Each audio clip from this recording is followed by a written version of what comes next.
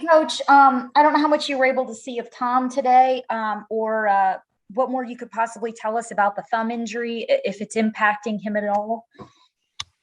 He went through the full practice. Had we had a full speed practice, he probably would have limited his throwing, but he looks like he'll be fine by Thursday.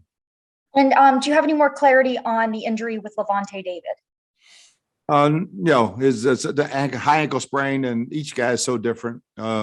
It doesn't appear to be heavy swelling, so it's just a matter of when he can run and cut on it, and we'll wait and see. Thank you. We'll go to Rick Stroud.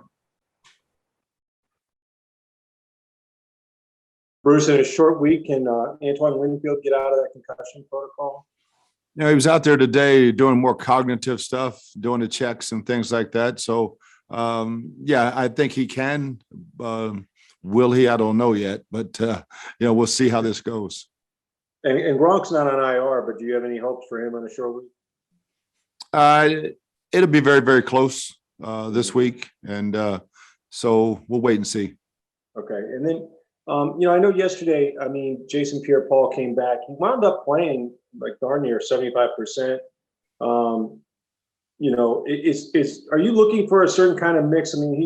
He's a freakish guy, right? But you still want to give Joe Tryon, Showinka lots of reps too, right? Well, yeah, and we've got a couple of packages where they're all in there together. And so we, good rotate. Anthony Nelson jumped in, especially in the heat yesterday. It was a good mix. And, JPP probably would have had a couple more sacks. The club, he couldn't quite get him on the ground with the club, but he's played with him before. But, man, he brings that energy that we always miss. Thanks. Greg Ahmed. Bruce, you talked about you're joking about the pass rush guys needing to get in the weight room in terms of being able to get to Brissett on Sunday but not bring him down. Is that an encouraging step that they're getting there, that they're getting hands on him and then just taking the next step of actually closing the deal? Yeah, it's just, I was joking with him. He was bigger and stronger than they were. So it's like, yeah, you're getting there. You got to get him down, though. You got him by the shirt, pulling him down. He was a hard tackle in that game, but we were getting there. We were hitting him and disrupting him. But he played a hell of a ball game under that pressure. Thanks, Bruce. You bet. We'll go to Scott Reynolds.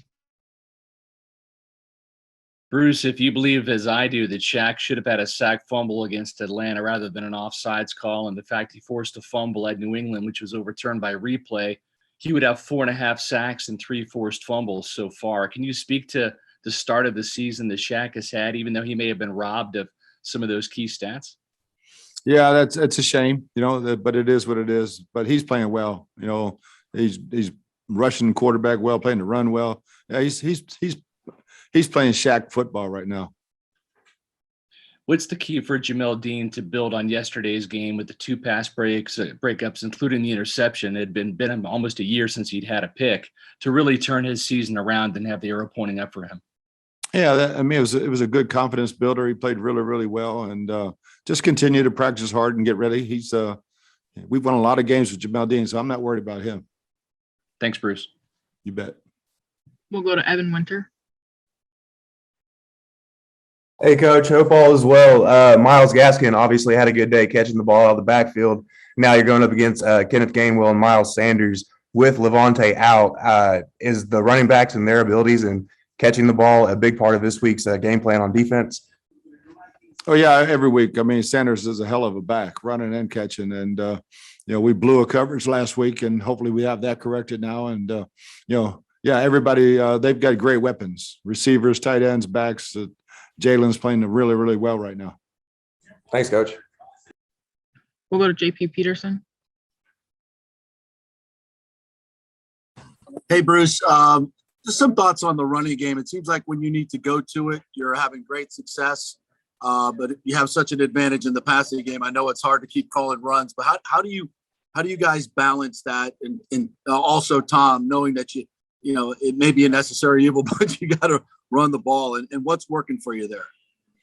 I think the blocking unit has been doing a very, very good job. The tight ends, you're not going to run the ball if your tight ends aren't blocking. They did a heck of a job. Josh Wells comes in and plays tight end for us some, and that's big.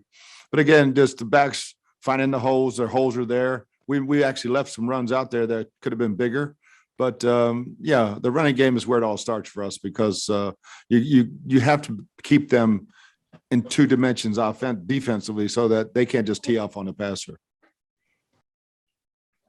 We have time for a few more. We'll go to Greg Auman. Hey, Bruce, you've talked about how comfortable you are with Minter stepping in for Lavonte this week, but obviously your depth behind your two starters is just two rookies now.